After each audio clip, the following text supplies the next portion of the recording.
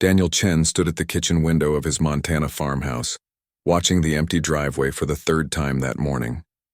His coffee had gone cold an hour ago, but he barely noticed. Today, another woman was supposed to arrive from the agency, and honestly, he wasn't sure why he'd even agreed to try again. The last one had lasted exactly 12 days. Before her, there was the woman who'd cried every single night for a week before calling her sister to wire money for a plane ticket home. And before that, well, Daniel preferred not to think about the one who'd helped herself to $3,000 from his office, safe and disappeared while he was in town buying groceries. His friend Robert had laughed when Daniel told him he was trying again. "Man, you're like a dog that keeps going back to the same porcupine," Robert had said over beers at Riley's Tavern. Maybe it's time to accept that city women and farm life just don't mix. But Robert didn't understand. Daniel wasn't looking for a city woman. He wasn't even really looking for romance, though. The agency kept talking about finding his perfect match and soulmate connection. What Daniel needed was a partner. Someone who understood that running a 200-acre farm while managing a struggling agricultural technology business wasn't glamorous. It was work. Hard, dirty, endless work. His adoptive father, William Chen, had managed it somehow. The old man had run this place with just 2 hired hands and still had time to teach Daniel everything, from fixing combine harvesters to reading soil pH levels. But William had been gone for 3 years now, and Daniel was drowning. The tech side of his business kept him flying to San Francisco twice a month. The farm couldn't run itself, and he was tired of coming home to find fences down, equipment broken, and problems that had mushroomed into disasters because no one cared enough to catch them early. The agency had seemed like a practical solution. He'd been honest in his profile, maybe too honest. He'd written that he needed someone who wasn't afraid of hard work, someone who understood rural life, someone who wanted to build something lasting instead of chasing Instagram-worthy moments. He'd included pictures of the farm in winter, when everything was frozen and gray. Not just the golden sunset photos that made Montana look like a postcard. Still, they kept sending him women who seemed shocked that farm life involved actual farming. Daniel heard a car engine in the distance and felt his stomach tighten. Here we go again, he thought. He glanced at the paperwork on the kitchen table. Yuki Tanaka, 28 years old, from Hokkaido, Japan. The photo showed a plain-looking woman with her hair pulled back, no makeup, wearing what looked like a work shirt. The agency representative had called her unusual and mentioned she'd specifically requested a farming placement. Daniel had learned not to get his hopes up based on what agencies said. The car pulled into the driveway, and Daniel watched as the agency driver got out first. Then the passenger door opened and Yuki stepped out. She was smaller than he'd expected, maybe 5'3", wearing jeans that had clearly seen better days and a jacket that looked warm but worn. She carried one medium-sized duffel bag and a backpack. That was it. No rolling suitcases, no garment bags, no collection of makeup cases like the others had brought. Daniel walked out onto the porch, wiping his hands on his jeans out of nervous habit even though they were already clean. "Mr. Chen," the driver called out. "I've got Yuki Tanaka here for you." Yuki was looking around the property with an intense focus that surprised Daniel. She wasn't looking at the house or taking selfies with the mountain view. She was studying the barn, the equipment shed, the fields that stretched toward the tree line. Her eyes moved like she was cataloging everything, making mental notes. "Thank you for the ride," Yuki said to the driver, her English accented but clear. Then she turned to Daniel and gave a small, respectful bow. "Mr. Chen, thank you for this opportunity." Daniel nodded, unsure how to respond. The formality felt strange after the casual, sometimes demanding attitudes of the previous women. "Just call me Daniel. Let me help you with your bag."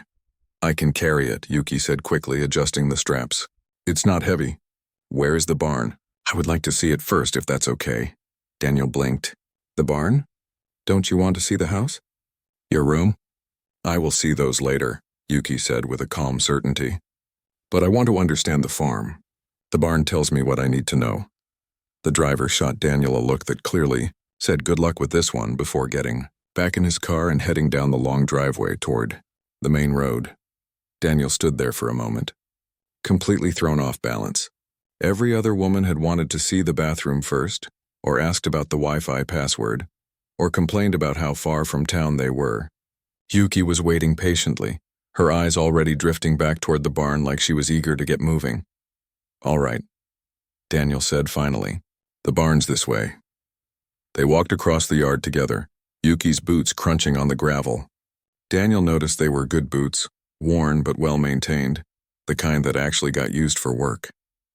She moved with a purposeful stride, not picking her way carefully like someone afraid of getting dirty. When they reached the barn, Daniel slid the big door open. The familiar smell of hay, leather, and machine oil filled the air. Yuki stepped inside and stopped, taking it all in. The afternoon light slanted through gaps in the walls, illuminating dust motes floating in the air. "You keep dairy cows?" Yuki asked, looking at the empty stalls. "Not anymore," Daniel admitted. "My father did, but I had to sell most of them. Couldn't manage the daily milking schedule with all the traveling I do for business." Yuki nodded slowly, running her hand along one of the stall doors. "These are good stalls, well built. Your father knew what he was doing." Something in Daniel's chest tightened at the mention of his father. "Yeah, he did." Yuki walked deeper into the barn, examining the equipment stored there. She stopped in front of his old tractor, a beast of a machine that had been giving Daniel trouble for months. "This one runs?" "Barely," Daniel said. "I've been meaning to get it fixed, but the repair shop is 2 hours away and charges a fortune." To his surprise, Yuki set down her bag and walked around the tractor, crouching down to look at the undercarriage. She touched something under there, and Daniel heard a small sound of understanding.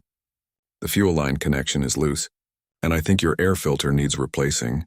This is not hard to fix." Daniel stared at her. "You know tractors?" Yuki stood up, wiping her hands on her jeans without seeming to care about the grease. "My family has a farm in Hokkaido. I grew up fixing equipment. My father always said if you own a machine, you should know how to repair it. Depending on others makes you weak." For the first time in 2 years, Daniel felt a small flutter of hope. He tried to crush it immediately. Hope had disappointed him too many times already. They spent another 20 minutes in the barn, with Yuki asking detailed questions about his crop rotation, his irrigation system, and his pest management strategies. She listened carefully to his answers, occasionally nodding or making small sounds of understanding. She didn't interrupt, didn't try to impress him with her own knowledge. She just absorbed information like someone building a mental map of how everything worked. Finally, Daniel said, "We should probably get you settled in the house.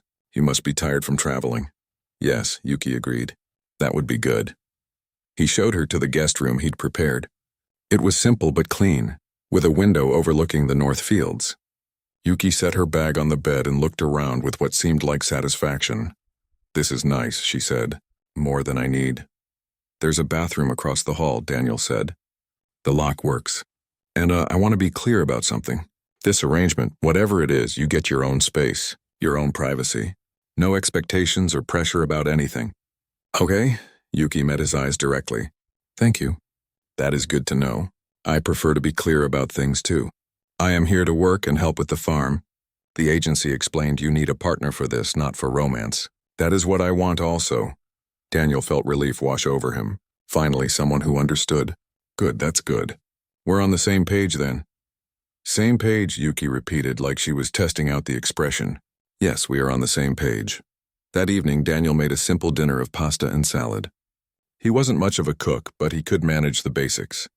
Yuki appeared in the kitchen after changing into fresh clothes, her hair still damp from a shower. They ate in a comfortable silence at first. Daniel had expected awkwardness, but somehow it felt natural. Yuki didn't fill the silence with nervous chatter like the others had. She seemed content to simply be. "Tell me about the wheat," Yuki said after a while. "What variety do you grow? And what is your yield per acre?" Daniel found himself relaxing as he answered. They talked about farming for the rest of the meal, discussing soil conditions, weather patterns, and the challenges of running a farm in Montana's climate. Yuki asked intelligent questions and shared observations from her family's farm in Japan. Some of their methods were different, but the underlying principles were the same. Work hard, plan ahead, respect the land. "Why did you leave Japan?" Daniel asked finally, then immediately regretted it. "Sorry, that's personal." "You don't have to answer." Yuki was quiet for a moment, pushing food around her plate. "My family had expectations. Who I should marry, how I should live. I needed space to think, to breathe. This seemed like a way to do that." Daniel understood that more than she probably realized. My birth parents died when I was 8, he said. William Chen, the man who owned this farm, he adopted me, taught me everything. When he died, everyone expected me to sell the place and focus on my tech business full-time. But I couldn't. This place, it's the only connection I have left to him. Yuki looked up and her eyes held understanding. Then we both carry heavy things, she said quietly. They cleaned up together in silence, but it was a different kind of silence now. Less careful, more companionable. That night, Daniel lay in bed and tried not to think about the fact that tomorrow would tell him everything he needed to know. The first morning was always revealing. That's when the complaints started. When the reality set in. When women realized that farm life at dawn wasn't romantic or peaceful. It was cold and hard and demanding. He expected to wake up to an empty house or to find Yuki hiding in her room, already planning her escape. Instead, when Daniel dragged himself out of bed at 5:30 and shuffled into the kitchen, he found Yuki's bedroom door already open, her bed made. He looked out the window and felt his heart nearly stop. She was in the west pasture, wearing work gloves and wielding a post-hole digger. The fence there had been sagging for weeks, one of dozens of problems Daniel kept meaning to fix but never seemed to have time for. Yuki had apparently taken it upon herself to repair it. Daniel pulled on his boots and jacket and walked out to where she was working. The sun was just starting to paint the sky pink, and the air had that sharp, clean coldness that only existed in the early morning. Yuki looked up as he approached, her breath making little clouds in the cold air. Her face was flushed from exertion, but she was humming something under her breath. A melody Daniel didn't recognize. "Morning," she said simply. "Going back to work." "You didn't have to start this early," Daniel said. "And you definitely didn't have to fix the fence. I was planning to get to it this weekend." Yuki paused and looked at him with a small smile. "I woke up early. I am used to it. And the fence needed fixing now, not this weekend. A weak fence is an invitation for problems." She went back to digging, and Daniel stood there watching her for a moment. She worked with the efficiency of someone who'd done this 1,000 times before. No wasted motion, no complaints about the cold or the hard ground. "You know," Daniel said slowly, "I could use some help with the irrigation system later. One of the lines is clogged, and I've been putting it off because it's a 2-person job." Yuki nodded without looking up. "Yes, I can help with that. After the fence is secure." Daniel felt something unfamiliar stirring in his chest. It took him a moment to recognize it because he hadn't felt it in so long. It was hope. Real hope. The kind that came from watching someone work at dawn without being asked, from hearing practical plans instead of complaints, from seeing calloused hands that knew their way around tools and weren't afraid of hard work. Maybe, Daniel thought as he walked back to the house to make coffee for both of them, maybe this time would be different. Maybe this woman who asked to see the barn before the bedroom, who fixed fences at sunrise, who spoke about farming with quiet knowledge instead of romantic notions. Maybe she was the partner he'd been searching for all along. He didn't know yet. It was only the first morning. But for the first time in 2 years, Daniel allowed himself to believe that someone might actually stay. The sun continued to rise over the Montana fields, and in the distance Yuki kept working, her quiet humming carrying on the morning breeze like a promise of things to come. 3 weeks passed, and Daniel kept waiting for the other shoe to drop. He'd wake up each morning expecting to find Yuki packing her bags or crying in her room or demanding to be taken into town for a flight home, but it never happened. Instead, she became part of the farm's rhythm so naturally that Daniel sometimes forgot she'd only been there less than a month. She woke before dawn every single day, never complained about the cold, and tackled jobs that the previous women wouldn't even look at. When the septic system backed up, Yuki was the one who rolled up her sleeves and helped Daniel dig out the access point. When mice got into the feed storage, she spent an entire afternoon cleaning it out and setting up a better system to keep them out. The 2 farmhands Daniel employed, Tommy and his nephew Kyle, had been suspicious of Yuki at first. They'd seen the others come and go, and they figured this one would be gone just as quick. Tommy, who'd worked for Daniel's father for 15 years, had even made a bet with Kyle that she wouldn't last 10 days. But Yuki won them over without even trying. She never acted like she was above the work or needed special treatment. When Tommy's truck broke down one morning, she walked out with her toolbox and diagnosed the problem faster than he could. When Kyle mentioned his mother was sick, Yuki showed up the next day with homemade soup and some Japanese tea that she said was good for colds. "I don't know where you found this one," Tommy said to Daniel one afternoon as they watched Yuki expertly operate the hay baler. "But don't mess it up." She's good people, Daniel knew that. He knew it every time he came back from a business trip to find the farm running smoother than when he'd left. He knew it when he saw her in the evening sitting on the porch with a cup of tea, looking out at the fields with a contentment that seemed to run bone deep. But he also knew better than to trust his own judgment anymore. He'd been fooled before. Then the storm hit. Daniel had been tracking the weather for days. A major system was moving in from the west and the forecasts weren't good.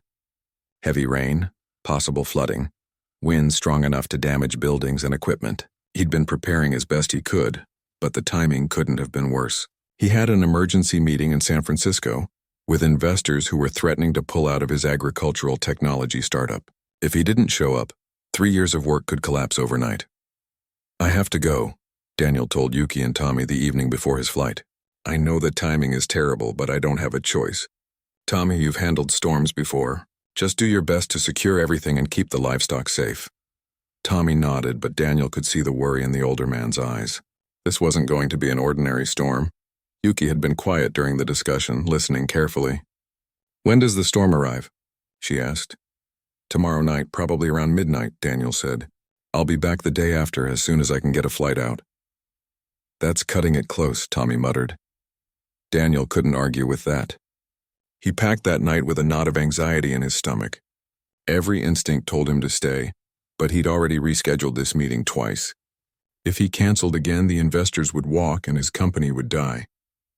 The farm couldn't survive without the income from his tech business. He was trapped between two responsibilities, and no matter what he chose, something would suffer. The next morning, Yuki drove him to the small regional airport 2 hours away. They didn't talk much during the drive. Daniel kept checking weather updates on his phone, watching the storm system grow larger and more threatening. "It'll be fine," he said, more to himself than to Yuki. "Tommy knows what he's doing, and Kyle's a hard worker. They'll manage." Yuki glanced at him. "You're worried about the wheat field by the creek." Daniel was surprised she'd noticed. "Yeah, if that area floods, we could lose the entire crop. That's 30 acres, maybe $20,000 worth of wheat. Money I really can't afford to lose right now." "I understand," Yuki said quietly. "Go to your meeting. Take care of your business. We will take care of the farm." Something about the way she said "we" made Daniel feel slightly better, though he couldn't explain why.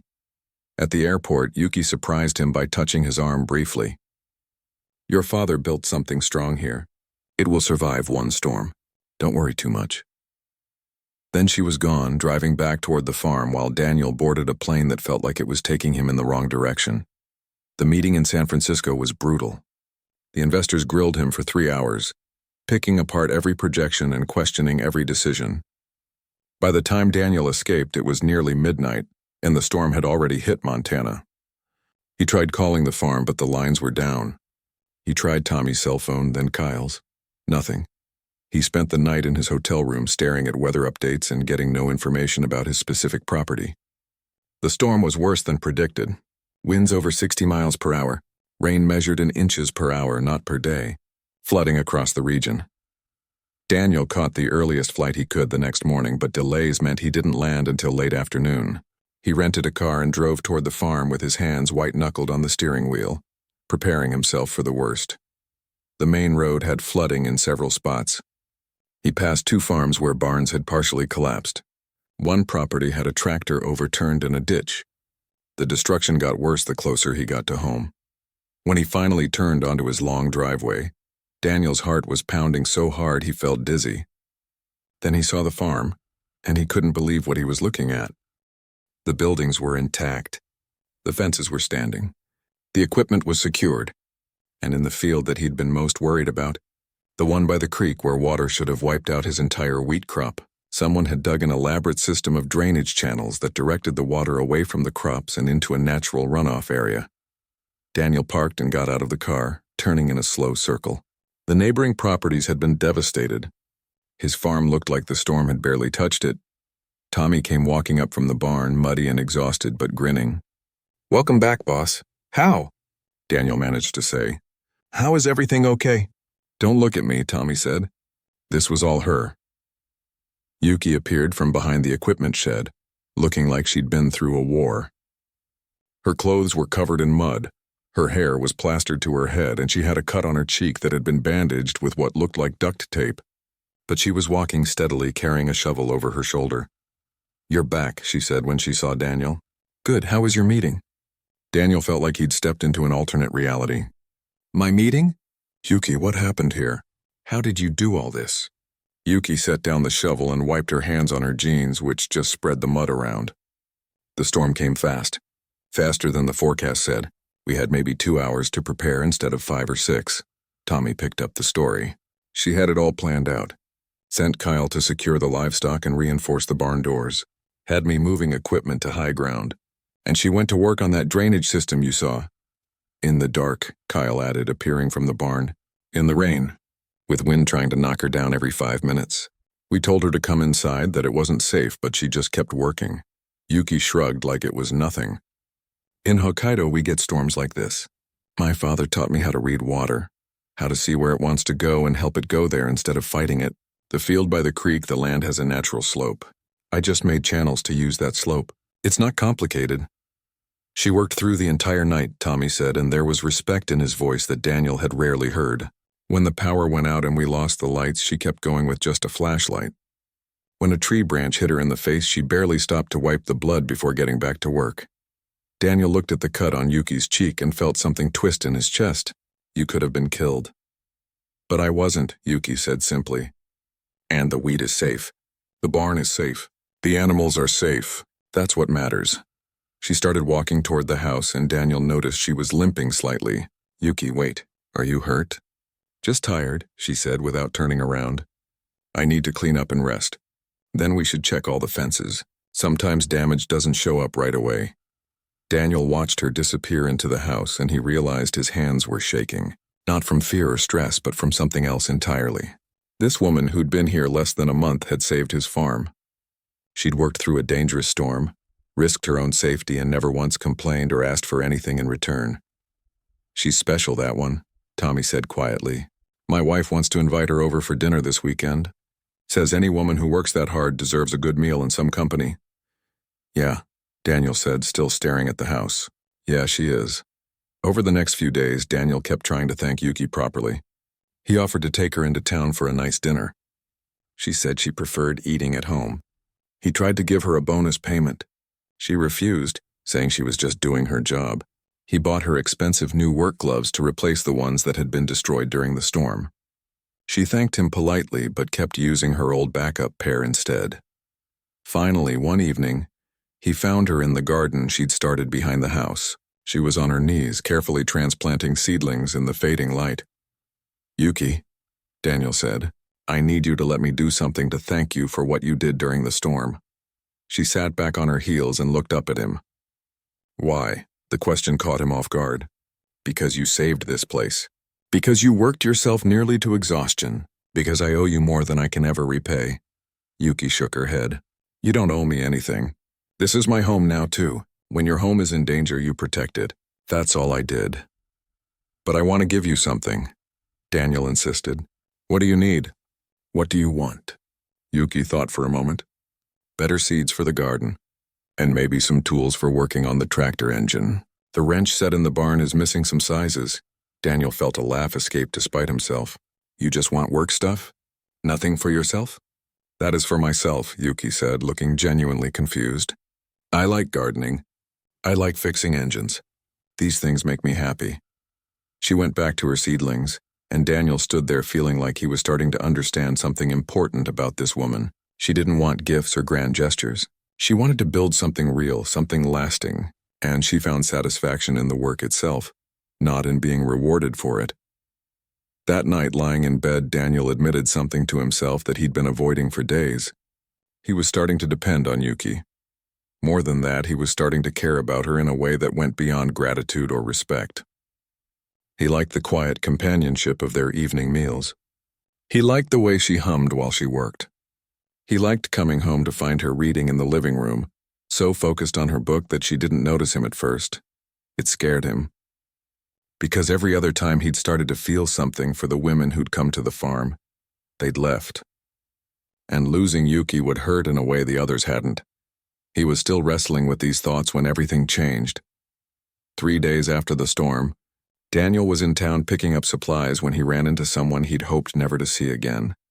Victoria Reynolds, his ex-girlfriend from his San Francisco days, was standing in the hardware store parking lot like an expensive, out-of-place ornament. "Daniel," she said, looking him up and down with barely concealed distaste at his work clothes. "I heard you were still playing farmer." How quaint. Daniel felt his jaw tighten. "Victoria, what are you doing in Montana?" "Oh, I'm just passing through on my way to a ski resort in Jackson Hole," she said airily. "But I heard the most interesting rumor and simply had to stop by to see if it was true." "Did you really order yourself a mail-order bride? Like some desperate character from a bad movie?"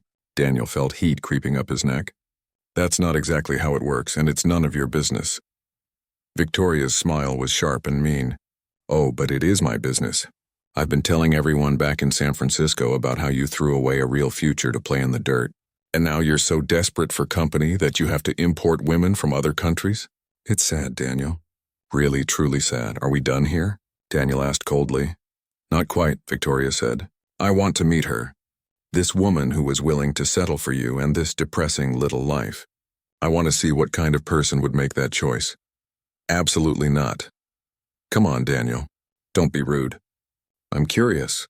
Plus, I'd love to see what you've done with that adorable little farm. Does it still smell like manure everywhere, or have you fixed that?" Victoria had never visited the farm when they were dating. She'd claimed to be too busy, but the truth was she'd thought the whole thing was beneath her. She'd wanted Daniel to sell it and focus on making money in Silicon Valley, becoming the kind of power couple she could brag about to her friends. "Victoria, I'm not inviting you to my home." "Then I'll just show up," she said with a sweet smile that didn't reach her eyes. "You know I will. I'm staying in town tonight at that adorable bed and breakfast. I'll pop by tomorrow morning, shall I? Say around 10? She walked away before Daniel could respond, climbing into her luxury SUV and driving off. Daniel stood there feeling like he'd been punched in the stomach. Victoria had a gift for finding weak spots and pressing on them. And right now his relationship with Yuki was complicated enough without adding Victoria's poison to the mix. He thought about warning Yuki, preparing her somehow. But what would he say? His wealthy, cruel ex-girlfriend was coming to mock both of them and make everyone feel small? That seemed worse than just letting it happen. So the next morning, when Victoria's SUV pulled up to the farm at exactly 10 o'clock, Daniel and Yuki were both caught off guard. Daniel was working on paperwork in the office, and Yuki was in the barn organizing tools. Daniel walked out to meet Victoria, hoping to keep this short and get her off the property as quickly as possible. But Victoria swept past him like she owned the place. "So this is the famous farm," she said, looking around with exaggerated interest. "It's very rustic. Where's your little bride? Her name is Yuki, and you're not welcome here." "Don't be dramatic, Daniel." Victoria spotted Yuki emerging from the barn, and her eyes lit up with malicious glee. "Oh, there she is. Hello. You must be the mail-order bride everyone's talking about." Yuki stopped, taking in Victoria's expensive clothes, perfect makeup, and hostile smile. Her expression didn't change. "I am Yuki. Can I help you?" "I'm Victoria, Daniel's ex-girlfriend," Victoria said, walking closer. "I just wanted to meet the woman who was desperate enough to sign up to be shipped overseas to marry a stranger. That takes real courage, or maybe just real desperation." Daniel stepped forward. "Victoria, that's enough. Get out." But Yuki held up a hand. "It's okay, Daniel." She looked at Victoria calmly. "You came a long way just to insult someone you don't know. There must be a reason." Victoria laughed, but it sounded forced. "I came because I'm curious about what kind of person does this. What kind of woman abandons her own country to come play house with someone like Daniel on this sad little farm?" "Someone like Daniel?" Yuki repeated. "You mean someone who works hard? Someone who honors his father's memory? Someone who builds things instead of just buying them?" Victoria's smile faltered. "Please, you don't know him like I do. He's running away, not building anything. He could be successful in San Francisco, making real money, living a real life. Instead, he's here, covered in dirt, playing pretend farmer." "And you think that's a failure," Yuki said. "It wasn't a question." "I think it's a waste." Yuki was quiet for a moment. Then she reached into her pocket and pulled out something that surprised both Daniel and Victoria. It was money, a small stack of bills folded together. I have about $600 saved, Yuki said, holding it out to Victoria. If you give me your address in San Francisco, I will send you more each month until I have paid you what you think I'm worth. Would that be enough for you to leave and not come back? Victoria stared at the money like Yuki had pulled out a snake. What? You are here to prove something, I think, Yuki said, her voice still calm. To prove that I am here for money or security or because I am desperate. So I will pay you to go away, and then you can tell your friends that you were right. Would that make you happy? Daniel felt like his heart was going to explode. Yuki was standing there offering her savings to protect him from his ex-girlfriend's cruelty, and she wasn't even raising her voice or getting upset. She was just being direct, the way she was with everything else. Victoria's face had gone red. I don't want your money. Then what do you want? Yuki asked. I want to know what you're really after, what you want from him. Yuki looked at Victoria for a long moment, then put her money back in her pocket. I want what everyone wants. A place where I can work hard and not be judged. A chance to build something good, peace. I don't want his money. I don't want him to change for me. I just want to grow vegetables and fix tractors and watch the sun come up over these fields. If you think that makes me desperate, then I am desperate. But I think maybe you are desperate too, or you wouldn't be here. The silence that followed was painful.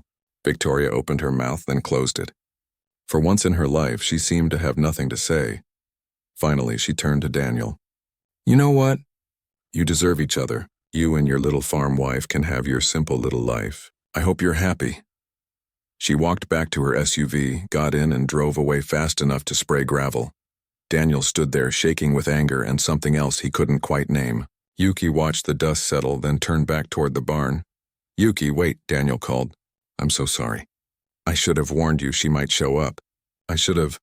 It's okay, Yuki said, and she actually smiled a little. She was sad and angry, and she wanted us to be sad and angry too. But we don't have to be those things just because she is. You were going to give her your savings, Daniel said, still not quite believing it. Yuki shrugged. Money is just money. Peace is more valuable. If paying her would have made her leave faster, it would have been worth it. She started walking back to the barn, then paused and looked back at him. Daniel, that woman doesn't understand you. She thinks working with your hands is small, but it's not. What you're building here, it's big. It matters. Don't let people like her make you doubt that. Then she was gone, disappearing into the shadows of the barn, leaving Daniel standing in the yard with his mind spinning. He'd been worried about Yuki fitting in here, about whether she'd stay or leave like the others. But she wasn't like the others at all. She understood him better in a month than Victoria had in 2 years of dating. And that realization, Daniel thought as he finally headed back inside, was either the best thing that could have happened or the most dangerous. Because caring about someone who might leave was a risk he wasn't sure he could survive taking again. The weeks after Victoria's visit felt different to Daniel, though he couldn't put his finger on exactly why. On the surface, everything was the same. Yuki still woke before dawn, still worked alongside him, and the farmhand still spent her evenings reading or tending her garden. But something had shifted inside Daniel's chest, like a door had opened that he couldn't close again. He found himself noticing things he'd tried not to see before. The way Yuki's face softened when she talked to the chickens she'd started raising. How she always made sure there was fresh coffee waiting when he came downstairs. The small humming sound she made when she was concentrating on fixing something. It scared him more than he wanted to admit. One evening in late spring, Daniel was going through paperwork in his office when he came across Yuki's immigration documents. He'd been putting off really reading them, treating the whole mail-order bride arrangement as a practical business solution rather than what it actually was, a complicated legal situation that required careful attention. As he read through the papers, his stomach began to sink.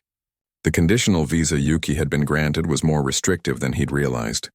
She was here on what was essentially a fiancé visa, which meant they were supposed to get married within 90 days of her arrival. That deadline had already passed weeks ago. The paperwork also showed she'd need to prove the relationship was genuine, not just a business arrangement, or she'd be sent back to Japan.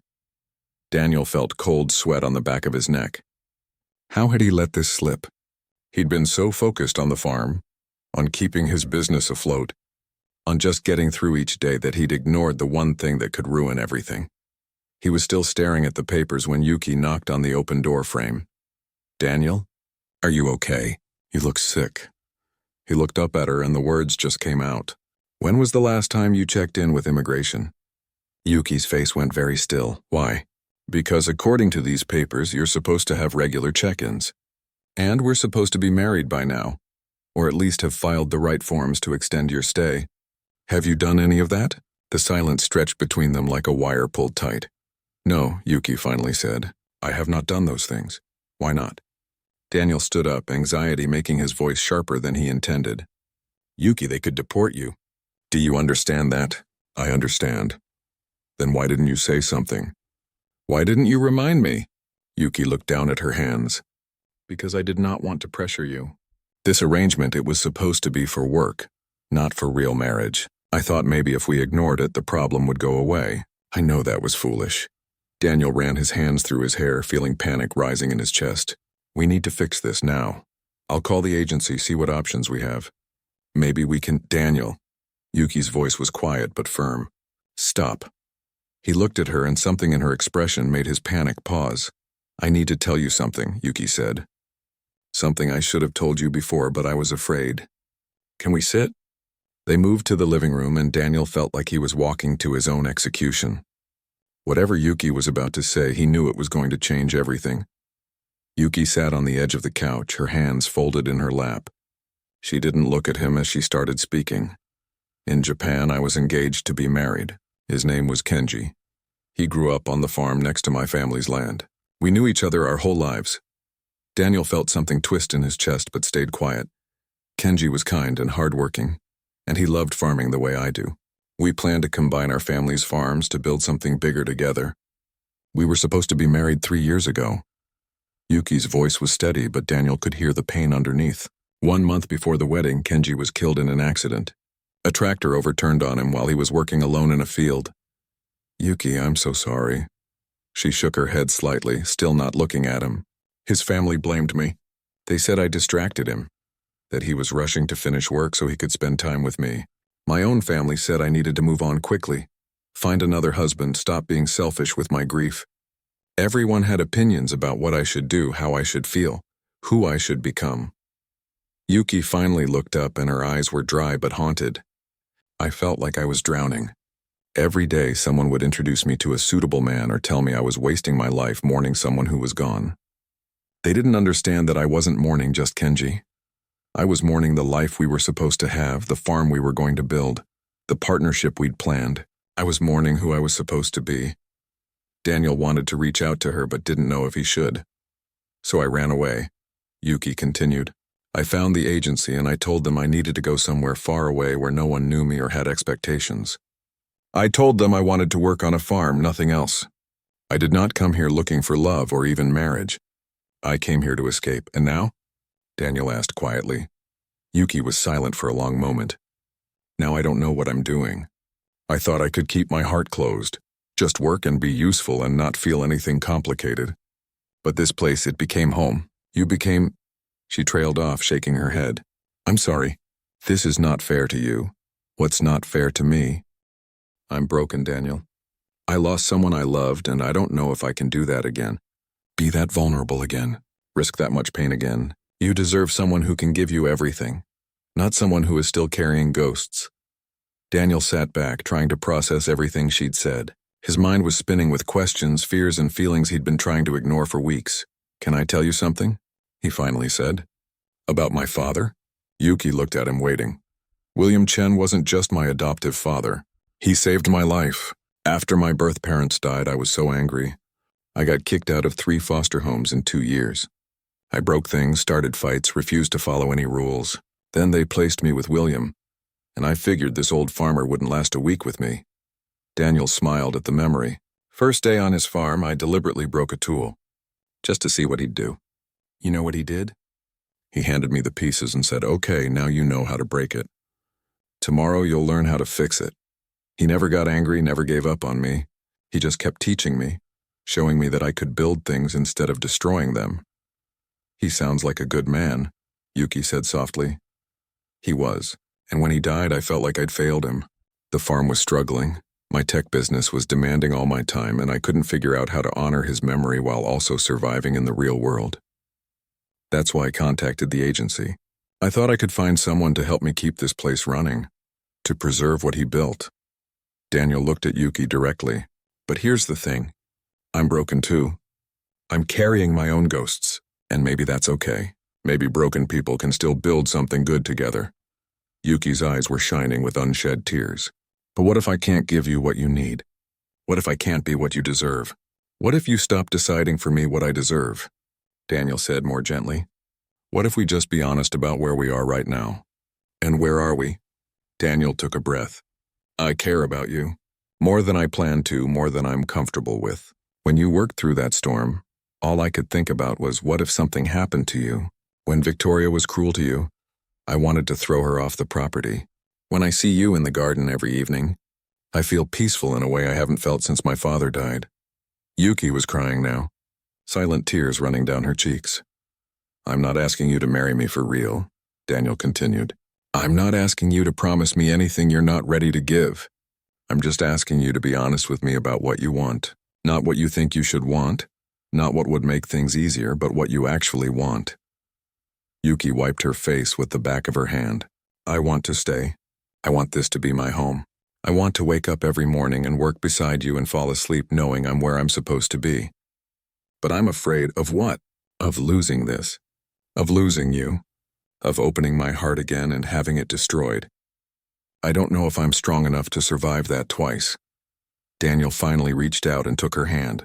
It was the first time they'd really touched beyond accidental brushes, and he felt the calluses on her palm, the strength in her fingers.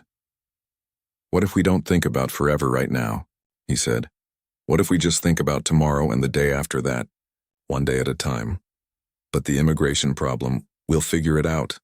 I'll call a lawyer tomorrow, see what our options are. Maybe we can get your visa extended, or maybe we'll need to do a simple legal marriage to keep you here while we figure out the rest. But whatever we do, it'll be honest. No more pretending this is just a business arrangement when we both know it's not. Yuki squeezed his hand. When did you realize it wasn't just business? Daniel thought about it. Maybe that first morning when I found you fixing the fence at dawn. Or maybe when you offered to pay Victoria to leave. Or maybe it was 100 small moments that all added up to something I couldn't ignore anymore. They sat there in the quiet living room, holding hands, and for the first time since Yuki had arrived, Daniel felt like they were finally being completely honest with each other. The next morning, Daniel called an immigration lawyer in Billings. The news wasn't good. Because they'd missed the 90-day marriage deadline and Yuki hadn't kept up with her check-ins, she was technically in violation of her visa terms. An immigration officer was likely to start an investigation soon, and once that happened, deportation proceedings could move quickly. Your best option, the lawyer said, is to get married immediately and file for adjustment of status. But you'll need to prove the relationship is genuine. Immigration officers are trained to spot fake marriages, and the penalties for fraud are severe. It's not fake, Daniel said. Can you prove that? Do you have photos together? Witnesses who can testify you're in a real relationship? Joint bank accounts? Evidence you're living as a couple? Daniel looked around his office at the separate financial records, the business arrangement he'd been maintaining. Not really, no. Then you have a problem. If you get married now after missing all these deadlines, it's going to look suspicious, like you're only doing it to avoid deportation. After the call, Daniel sat in his office feeling trapped. Every option seemed wrong. If they got married, it would look fake. If they didn't, Yuki would be deported. And underneath all of it was the terrifying question, was what they had real enough to withstand this kind of scrutiny? He was still wrestling with it when Tommy knocked on the door. Hey boss, you got a minute? Something weird is happening. Daniel followed Tommy outside to find a dark sedan parked in the driveway. A man in a suit was examining the property, taking photos and making notes. Can I help you? Daniel called out. The man turned and Daniel's stomach dropped at the official badge he was holding up. Daniel Chen. I'm Officer Patterson with U.S. Citizenship and Immigration Services. I'm here to conduct a preliminary investigation regarding Yuki Tanaka. Everything Daniel had been afraid of was happening. He tried to keep his voice steady. What kind of investigation? Ms. Tanaka's visa status has been flagged for review. I have some questions for both of you. Is she here? Yuki appeared from the barn, wiping her hands on her jeans. When she saw the badge, her face went pale, but she walked over calmly. I am Yuki Tanaka. Officer Patterson looked between them with the flat, assessing gaze of someone who'd seen every kind of deception. I need to speak with both of you separately. Let's start with you, Ms. Tanaka. Is there somewhere private we can talk? Daniel watched helplessly as Yuki led the officer toward the house. Tommy stood beside him, confused. What's going on? Immigration problems, Daniel said quietly. This could be bad. For the next hour, Daniel paced the yard while the officer interviewed Yuki. He had no idea what questions she was being asked or how she was answering them. Every worst-case scenario played through his mind. Finally, Officer Patterson emerged and called Daniel over. They went into the office and the questioning began. How long have you known Ms. Tanaka? About 2 months. And you're planning to marry her? Daniel hesitated. The truth was complicated, but lies would be worse. We've discussed it. I see. Do you love her, Mr. Chen? The direct question caught Daniel off guard. Did he love Yuki? He cared about her deeply. He depended on her. He couldn't imagine the farm without her anymore. But was it love? I don't know how to answer that, Daniel admitted. What we have, it's not like what you see in movies. It's quiet and practical and built on work and respect. But it matters. It's real. Officer Patterson made a note. Ms. Tanaka gave a similar answer. She said you're important to her, but she's not sure what to call it. Do you find that concerning? That neither of you can say you're in love? No, Daniel said firmly. I find it honest. We're not kids. We're not going to pretend to have some fairy tale romance just to make paperwork easier. What we have is real partnership, real respect, real caring. If that doesn't fit your boxes, I'm sorry, but I'm not going to lie about it. Patterson studied him for a long moment. You have separate bedrooms. Yes, separate bank accounts. Yes, no photos together. No joint purchases. Minimal evidence of a traditional relationship. We've been focused on running a farm, not documenting our personal life for an audience. Or you've been maintaining a business arrangement disguised as a relationship to circumvent. Immigration law. Daniel felt anger rising, but forced himself to stay calm. Officer Patterson, you've been on this farm for an hour. You've seen how we work together, how comfortable we are around each other, how the farmhands treat Yuki like she's part of the family. You can't fake that kind of integration. Mr. Chen, I've been doing this job for 15 years. I've seen elaborate setups, coached answers, paid witnesses. You'd be surprised what people will fake for a green card. Then investigate us, Daniel said. Take as long as you need. Talk to everyone in town. Check our phone records, our movements, whatever you need to do. Because you're going to find that this is exactly what it looks like. Two people who started as strangers, built something real through hard work and honesty, and are trying to figure out what comes next. Patterson closed his notebook. Here's what's going to happen. I'm opening a formal investigation. Ms. Tanaka's visa is suspended pending the outcome. She can remain in the country for now, but she cannot work, travel, or do anything that might suggest she's establishing permanent residence. If my investigation determines this relationship is fraudulent,